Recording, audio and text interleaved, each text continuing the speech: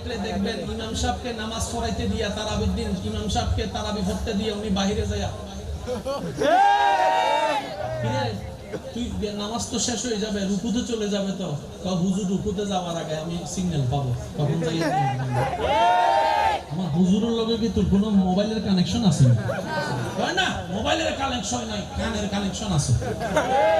আমার বাস্তবে দেখা গেল হুজুর রুকুতে যাওয়ার আগে সে যাইয়া এরকম কিছু আপনাদের এলাকায়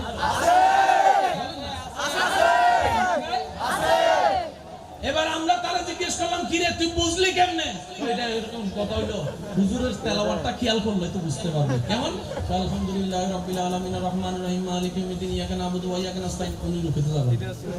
জীবনও যাবেন তো রুকুতে যাওয়ার সিগন্যাল কি ইয়াকা নাবুদু ওয়া ইয়াকা নাস্তাইন ইহদিনাস সিরাতাল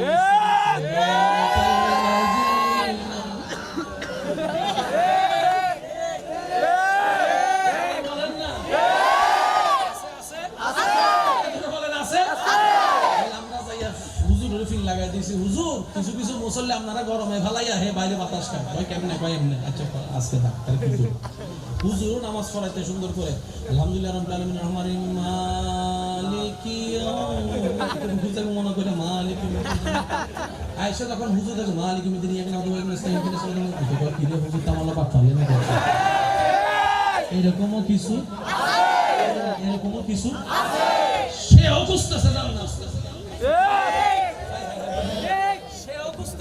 জান্নাত কত বড় আশা কিরে বেটা তুইও জান্নাত খুঁজছ কেমনে তখন সেই উত্তর দেয় আমি আমার আমলের বর্ষায় জান্নাত খুঁজি না